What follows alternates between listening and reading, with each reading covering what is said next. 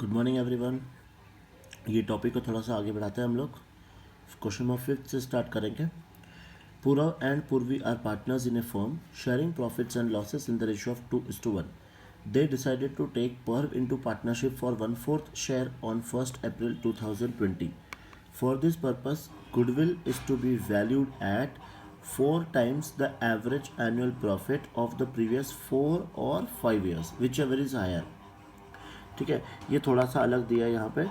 The agreed profit for the goodwill purpose, ये हमें 5 साल का प्रॉफिट दिया ना। गुडविल का वर्किंग देखो कैसे करना है। Goodwill is to be valued at 4 times the average annual profit of previous 4 और 5 ईयर्स। समझे? मतलब एवरेज प्रॉफिट हमें पिछले 4 और 5 साल दोनों का अलग अलग लेना है, और जो हायर आएगा उसको फिर हमें 4 से मल्टीप्लाई करना, तो अपना गुडविल मिलेगा अपने को। ठीक है, कैसे करेंगे देखो सोल्यूशन। हम इस सोल्यूशन को 2 पार्ट में डिवाइड करेंगे, एक 5 इयर्स वाला और एक 4 इयर्स। ठीक है, सबसे पहले हम लोग 5 इयर्स का क्या निकालेंगे, एवरेज प्रॉफिट निकालेंगे।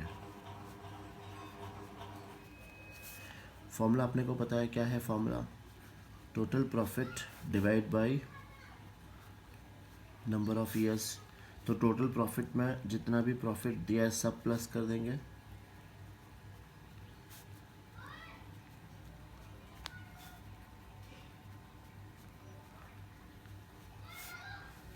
डिवाइड बाय ये किससे डिवाइड हो जाएगा, 5 से डिवाइड हो जाएगा। ठीक है ना, ये टोटल आएगा कुछ 70,500 डिवाइड बाय 5, तो ये आंसर आ गया 14,100। ये है 5 इयर्स का एवरेज। अब ऐसे ही हम लोग क्या निकालेंगे, पिछले 4 इयर्स का एवरेज। तो एवरेज प्रॉफिट, अब यहाँ पे 4 इयर्स कौन से लेने हैं, प्रीवियस 4 इयर्स बोला था, 1 2 3 4। मतलब इसमें खाली क्या करना है, ये 14,000 को हटा देंगे। तो ये 14,000 को हटा के अपना कितना आ रहा है, 15,500 plus 10,000 plus 16,000 plus 15,000 divide by 4। ठीक है, अब ये 4 ये प्लस करेंगे हम लोग, तो ये आंसर आएगा 56,500 डिवाइड बाई 4 करेंगे, तो ये आंसर आ गया 14,125। देखो अब दोनों में से ज़्यादा कौन सा आया, ये वाला। तो ये हमें लेना है एवरेज प्रॉफिट, और उसके बाद हम क्या फाइंड करेंगे, गुडविल। गुडविल का फॉर्मूला क्या था, average profit into number of years of purchase. Question में चेक कर लेते हैं कि number of years of purchase क्या दिया है, तो 125 इंटू 4 टाइम्स दिया है, तो ये हम लोग 4 टाइम्स ले लेंगे। तो अब ये 4 टाइम्स कितना आएगा, ये आ गया 500, 4 4 16, ये आ गया आंसर 56,500। आया समझ में ये। अब नेक्स्ट करते हैं आंसर 6। देखो 6 भी कुछ इसके जैसे सेम मिलता जुलता है।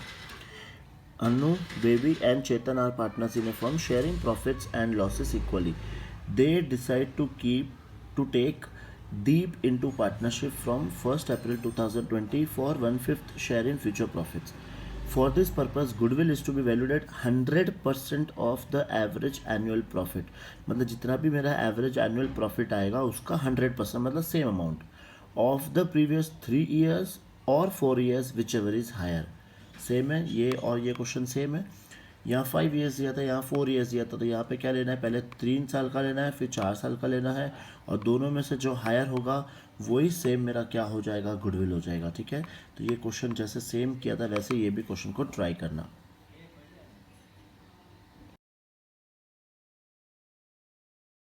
चलो नेक्स्ट क्वेश्चन स्टार्ट करने से पहले हम लोग कुछ पढ़ेंगे इस चैप्टर में कि वो क्या है। देखो पास्ट एडजस्टमेंट ना, ये पास्ट एडजस्टमेंट सुन के तुम्हें याद आ गया होगा इसका फर्स्ट चैप्टर का पास्ट एडजस्टमेंट।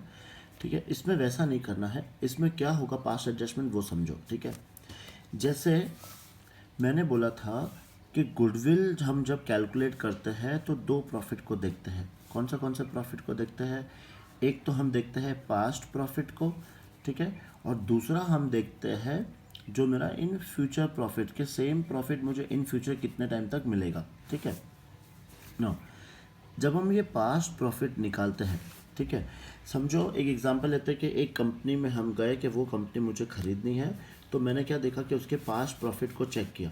फिर जब चेक किया तो मुझे ये पता चला कि भाई इस जैसे हमने लास्ट 4 इयर्स का प्रॉफिट देख रहे समझते, लास्ट 4 ईयर्स का प्रॉफिट तो 2017, 2018, 2019 और 2020, इसका प्रॉफिट था समझो यहाँ पे 30,000, ये था यहाँ पे 2 लाख, फिर वापस आ गया था प्रॉफिट 50,000 और फिर आया था फिर से 70,000। ठीक है, तो देखो अब हमें क्या दिख रहा है कि यार ये एक साल में इतना ज़्यादा प्रॉफिट क्यों हो गया। तो फिर हमने जब चेक किया तो अपने को ये पता चला कि हमने कोई इस साल में एक एसेट को बेचा था और उस एसेट से अपने को क्या हुआ था, प्रॉफिट हुआ था। ठीक है ना, अब ये सारे जो पिछले साल ऐसे हुए थे एग्जाम्पल्स, इसे हम क्या बोलते हैं, पास्ट एडजस्टमेंट। मतलब क्या है, देखो जैसे 2018 में मैंने एक एसेट बेचा, तो ये ज़रूरी थोड़ी कि हम ये बिज़नेस खरीदे तो आगे जाके भी हम ये एसेट को बेचेंगे या कोई और एसेट को बेचेंगे। ठीक है, तो ऐसे रीजंस के वजह से जिससे मेरा प्रॉफिट इंक्रीज़ हुआ है या फिर डिक्रीज़ हुआ है, उसे हम कहते हैं पास्ट एडजस्टमेंट। और उसे हमें क्या करना है, अपने प्रॉफिट में से या तो प्लस करना है या फिर माइनस करना है। ठीक है, जैसे फर्स्ट इसमें आता है एबनॉर्मल गेन। एबनॉर्मल गेन देखो, सी अगर मैंने मेरे गुड्स बेच के अगर प्रॉफिट कमाया है, गुड्स खरीदा और गुड्स बेचा, तो वो अलग बात है, वो मेरा नॉर्मल प्रॉफिट आएगा, नॉर्मल गेन आएगा। लेकिन एसेट बेचा, इन्वेस्टमेंट बेचा, ठीक है, वो मेरे क्या होगा, सारे एबनॉर्मल गेन, जो वापस रिपीटेड हो भी सकते नहीं भी हो सकते। तो इसे हम क्या बोलेंगे, एबनॉर्मल गेन। अगर हमारे प्रॉफिट में कोई एबनॉर्मल गेन है तो उसे हमें क्या करना है, माइनस करना है। क्यों, बिकॉज उसके वजह से प्रॉफिट क्या हुआ था, इंक्रीज हुआ था, तो अब वापस उसको नॉर्मल लाना है, तो हमें क्या कर देना है, माइनस करना है। सेकंड क्या आ सकता है इसमें, एबनॉर्मल लॉस। ठीक है, अब एबनॉर्मल लॉस को अगर ये माइनस करना है तो बट ऑब्वियसली प्लस करना है। एबनॉर्मल लॉस क्या है, देखो जैसे फॉर एग्जांपल जैसे 2017 का हमें लॉस प्रॉफिट कितना दिख रहा है, 30,000 ही दिख रहा है as compare to other years profit. तो यहाँ पे क्वेश्चन में दिया है कि यहाँ पे हमारे फैक्ट्री में एक आग लग गई थी और उस आग के वजह से हमारा 50,000 का क्या हो गया था, लॉस हो गया था, 50,000 का लॉस हो गया था। मान लो अगर ये 50,000 का लॉस नहीं होता तो ये प्रॉफिट मेरा कितना होता है, 80,000। तो ये मेरा लॉस क्या हो गया, अब एबनॉर्मल लॉस हो गया। तो इसे हम अपने प्रॉफिट में क्या कर देंगे, प्लस कर देंगे। ठीक है, तो एक तो ये दो चीज़ें याद रखो। अब जो नेक्स्ट दो चीज़ें वो थोड़ी सी ट्रिकी, थोड़ा सा मतलब उस पर थोड़ा सा ज़्यादा फोकस करना। देखो तीसरी आइटम क्या आ सकती है इसमें, कि हमने कोई एसेट खरीदा और उस एसेट को मैंने क्या मान लिया, एक्सपेंस। ये बहुत इंपॉर्टेंट है। मैंने कोई एक एसेट खरीदा और उस एसेट को क्या कंसिडर कर दिया मैंने, एक्सपेंस। अब इसके इफ़ेक्ट्स क्या क्या हुए होंगे पहले वो समझो। मैंने एसेट खरीदा लेकिन मैंने इसको बैलेंस शीट में लिखा ही नहीं, मैंने इसको क्या ले लिया, एक्सपेंस। तो मैंने उसको कहाँ ले लिया होगा, प्रॉफिट एंड लॉस में लिख दिया होगा। सबसे पहले तो मैंने उसके प्रॉफिट एंड लॉस में लिख दिया होगा। अगर मैंने प्रॉफिट एंड लॉस में कोई एक्सपेंस लिखा है तो उस साल का प्रॉफिट मेरा क्या हो जाएगा, कम हो जाएगा। मैं जितने खर्चे ज़्यादा लिखूंगा तो मेरा प्रॉफिट कम होगा। ठीक है, एक तो ये इफ़ेक्ट हो गया अपना कि मैंने उसको क्या मान लिया, एसेट को मैंने क्या कंसिडर कर लिया है, एक्सपेंस। एक्सपेंस के वजह से उस साल का प्रॉफिट मेरा क्या हो गया था, कम हो गया था। तो अब एक इफ़ेक्ट क्या करना है, मेरे प्रॉफिट में जाके ऐड करना है, उस साल के प्रॉफिट में क्या करेंगे, फिर से ऐड करेंगे। ये तो हो गया मेरा फर्स्ट इफेक्ट। सेकंड, मैंने अपने बैलेंस शीट में एसेट को लिखा ही नहीं। करेक्ट, मैंने अपने बैलेंस शीट में एसेट को लिखा ही नहीं, तो अब लिखेंगे एसेट को अपने बैलेंस शीट में। तो मैं सिर्फ बैलेंस शीट में एसेट लिख रहा हूँ, उससे मेरे प्रॉफिट पे कोई इफेक्ट नहीं पड़ेगा। लेकिन उस एसेट पे जो हम डेप्रिसिएशन चार्ज करेंगे उससे मेरे प्रॉफिट पे क्या आएगा, इफेक्ट होगा। तो देखो एसेट, अब मैंने एसेट लिखा है तो उसका डेप्रिसिएशन भी चार्ज करेंगे और उस डेप्रिसिएशन को हम कहाँ लिखते हैं, प्रॉफिट एंड लॉस में लिखते हैं। तो प्रॉफिट एंड लॉस मतलब मेरा एक्सपेंस आ गया, तो हम क्या करेंगे, अपने प्रॉफिट में से लेस करना है। तो वापस समझना, मैंने एसेट को क्या कंसिडर कर दिया है, एक्सपेंस। अगर मैंने एक्सपेंस, जैसे देखो 2000, वापस से एग्जांपल लेते हैं, 17, 2018, 2019 और 2020, मैंने इस साल में ये गलती कर दी। समझो हमने 1 लाख का क्या कर दिया था, एक एसेट खरीदा था, पर मैंने उसको क्या ले लिया, एक्सपेंस ले लिया। तो अब क्या करना है, सबसे पहले इस साल का प्रॉफिट मेरा क्या हो गया था, कम हो गया था, तो इस साल के प्रॉफिट में 1 लाख क्या करेंगे, प्लस करेंगे।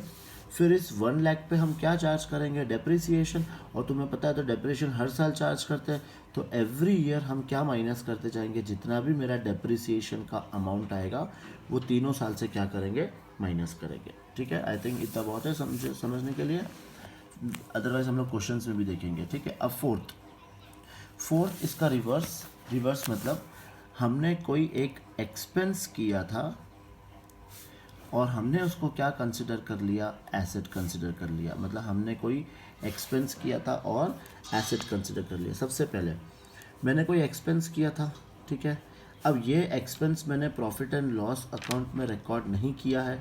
अगर मैं एक्सपेंस रिकॉर्ड नहीं करूँगा तो मेरा उस साल का प्रॉफिट क्या हो जाएगा, इंक्रीज़ हो जाएगा। तो अब हमें क्या करना है, उस साल के प्रॉफिट में से लेस करना है। सबसे पहली बात तो ये हो गया। सेकंड, मैंने इस एक्सपेंस को क्या कंसिडर कर लिया होगा, एसेट कंसिडर कर लिया होगा। एसेट कंसिडर किया है तो मैंने क्या चार्ज किया होगा, डेप्रिसिएशन चार्ज किया होगा। तो डेप्रिसिएशन के वजह से मेरे उस साल का प्रॉफिट क्या हो गया होगा, कम। तो अब हम लोग क्या करेंगे, इसे प्लस करेंगे। तो सिंपल देखो, इसका पूरा रिवर्स इफेक्ट दे रहा है। तो अगर मैं एक्सपेंस को एसेट कंसिडर करता हूँ तो हम क्या करेंगे, एक्सपेंस को मैंने क्या कंसिडर किया है, asset.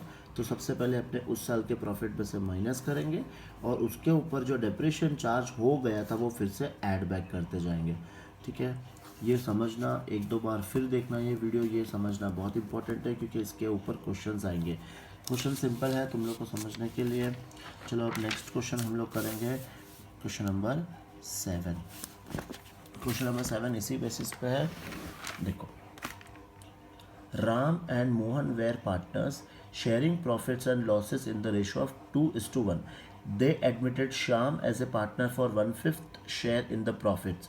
For this purpose, the goodwill of the firm was to be valued on the basis of 3 years purchase of last 5 years average profit. Simple है, 3 years purchase बोला है और लास्ट 5 years का क्या निकालना है, average profit. The profits for the last 5 years 1 2 3 4 5, पिछले 5 साल का हमें प्रॉफिट दिया हुआ है, 1 साल का लॉस दिया हुआ है। ठीक है, calculate goodwill of the firm after adjusting the following. ना देखो क्या बोला है, the profit of 1617 was calculated after charging 25,000 for abnormal loss. अब तुम्हें याद आ जाएगा, जब भी एबनॉर्मल लॉस होगा तो हमें क्या करना है, प्लस करना है। कौन से ईयर में प्लस करना है, 1617। तो बताओ इसमें 1617 कौन सा होगा, 1617 ये नहीं होगा, 1617 ये होगा, बिकॉज ये जो प्रॉफिट्स हमें दिया ये कौन सा ईयर एंडेड है, 31 मार्च। तो ये है मेरा 31 मार्च 2016, ये है मेरा 31 मार्च 2017, और यहाँ क्या दिया है 2016-17। तो ये, तो इस साल के प्रॉफिट में हम लोग क्या करेंगे, इसे प्लस करेंगे। ठीक है, अब इसका सोल्यूशन कैसा होगा वो देखो, आंसर 7। सबसे पहले हम लोग यहाँ पे लिख देंगे ईयर, ठीक है, और यहाँ हम लोग लिख देंगे प्रॉफिट, क्योंकि हमें प्लस माइनस करना है इसलिए ऐसे लिखेंगे। देखो ना, अब ईयर एंडेड मेरा 31 मार्च 2016 में कोई चेंजेस नहीं है, तो वो साल का प्रॉफिट एज इट इज़ लिख दो 1,25,000। ना 2017 का प्रॉफिट कितना दिया था, 1 लाख। अब इसमें मुझे क्या करना था, एबनॉर्मल लॉस को प्लस करना था, तो इसमें एबनॉर्मल लॉस प्लस हो जाएगा मेरा कितना, 25,000। तो ये आउटर कॉलम में ये भी कितना आ जाएगा, 1,25,000। फिर 2018 कोई चेंजेस नहीं, तो एज इट इज़ लिख दो 1,87,500। फिर 2019 इसमें क्या था, अपना लॉस था, तो एज इट इज़ लिख दो 62,500। फिर 2020 इसमें भी कोई चेंजेस नहीं है, तो यहाँ पे लिख दो 1,25,000। ठीक है, ये सारा हमने करेक्शन कर लिया जो दिया था। अब अपना आगे का स्टेप क्या चाहिए अपने को, सबसे पहले टोटल प्रॉफिट, तो वो टोटल प्रॉफिट निकाल दो। टोटल प्रॉफिट कैसा आएगा, इन सबको प्लस करके, और ये क्या करेंगे, माइनस। तो ये हमने लिख दिया, ये आंसर आ गया इसका 5 लाख, ये मेरा टोटल प्रॉफिट आ गया। अब क्या निकालेंगे, एवरेज प्रॉफिट, उसका फॉर्मूला तुम लोग को पता है। फॉर्मूला क्या है, total profit divide by number of years. तो टोटल प्रॉफिट कितना आया, 5 लाख। ईयर्स कितने हैं, 1 2 3 4 5, तो डिवाइड बाय 5 कर देंगे, तो मेरा एवरेज प्रॉफिट कितना आ गया, 1 लाख। अब क्या फाइंड करेंगे, गुडविल।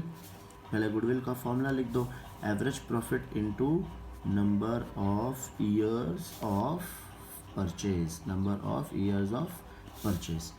तो सॉरी इनटू है ये, ना ये कितना आया अपने को 1 लाख, 1 लाख इंटू चेक करते number of years of purchase कितना था 3, तो ये आ गया 3, तो ये मेरा आंसर आ गया 3 लाख। आया समझ में? ठीक है। अब नेक्स्ट